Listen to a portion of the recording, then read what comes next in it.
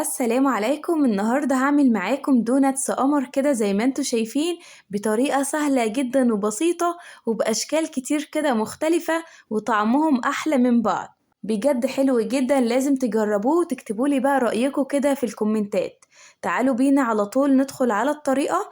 بس لو أول مرة تشوفوني، أنا أسماء شاور ودي قناتي.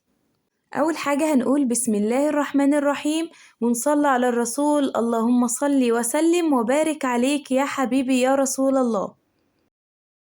هجيب بقى كده معايا طبق هحط فيه كده نص كوباية من اللبن، هنزل عليهم كده ببيضاية، وكمان معايا معلقة صغيرة من الخميرة. كيس الخميرة اللي هو 10 جرام تقريبا كده، باخد نصه بالظبط. معايا كمان معلقة كبيرة كده من السكر ومعلقة صغيرة من الخل. هقلبهم مع بعض كده تقليبة سريعة. بعد كده هنزل بربع كيلو من الدقيق اللي هما كوبايتين، أنا بعيرهم كده بمج الشاي. هقلب كده بالمعلقة لحد الدقيق كله ما يتشرب السوائل اللي عندي. بعد كده هشيل المعلقة دي خالص والم العجينة بإيدي بالشكل ده. بعد كده هيكون عندي معلقتين كبار كده من الزبدة، ممكن تستبدليهم بمعلقتين كبار من السمنة. وهبدأ أعجن كويس جدا كده وأشرب بقى العجينة الزبدة اللي عندي. اعجنوا بقى كده كويس جدا علشان في الاخر تديكوا نتيجة مظبوطة. هتلاقوا في الاول كده العجينة قطعت معاكوا وبعد كده هتتلم. بعد ما خلصت كده عجن، غطيت بقى العجينة كده وسبتها ترتاح حوالي من 10 دقايق لربع ساعة. بعد العجينة ما ريحت معايا خدتها ولميتها كده، وهبدأ اكورها بقى كده كور صغيرة خالص بالشكل اللي انتوا شايفينه ده. برش كده تحتها شوية دقيق علشان العجينة فيها تلزيقة بسيطة خالص. ما تكبروش قوي التقطيعة علشان هي لسه هتخمر وهيتضاعف حجمها.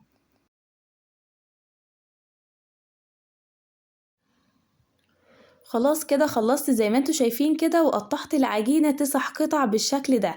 هبدأ بقى اخد واحدة بواحدة كده واضغط عليها شوية، تبقى بالسمك اللي انتوا شايفينه ده كده. بعد كده هجيب ورقة زبدة واحط عليها العجينة.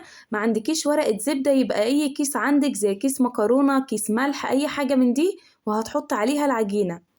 او ممكن تجيبي صينية كده وترشي عليها رشة دقيق وتحطي العجينة تخمر عليها، هتبقى برضو حلوة جدا.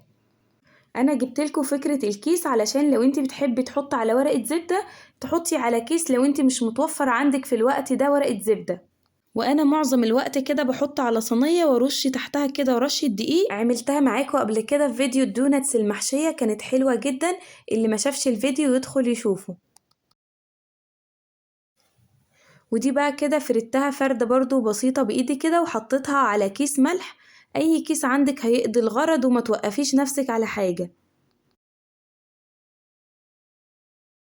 بعد ما خلصت كده هسيب بقى كده العجينة لحد ما تخمر معايا ويتضاعف الحجم بتاعها.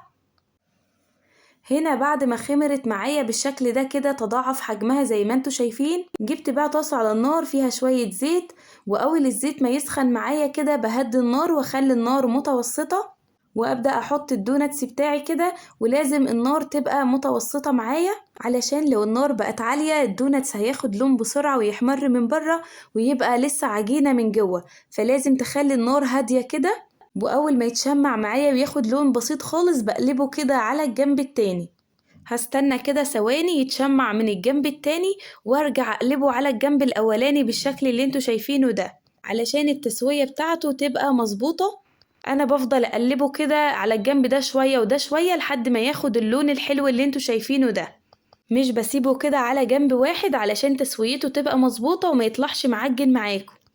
بعد ما خلصت كده وسبت الدوناتس يبرد معايا تماما، جبت بقى شوكولاتة بيضة كده وسيحتها وحطيت عليها معلقة لبن كده صغيرة ومعلقة زيت، علشان انا مش عايزة الشوكولاتة تبقى ناشفة معايا، عايزاها تبقى طرية شوية.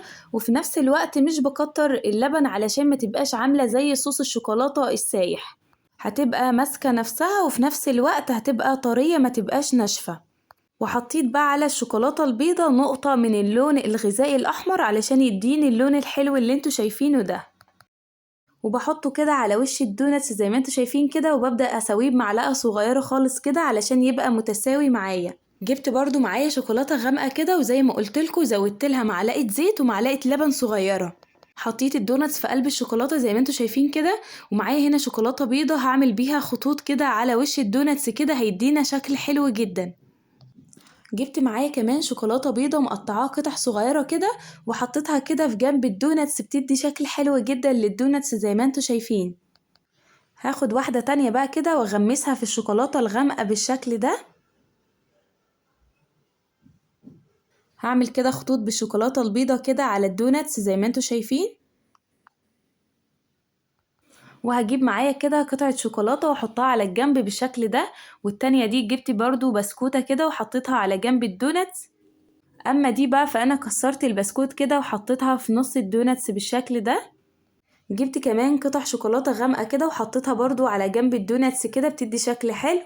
اما الحمرة دي بقى فقطعت لها برضو شوكولاتة بيضة كده.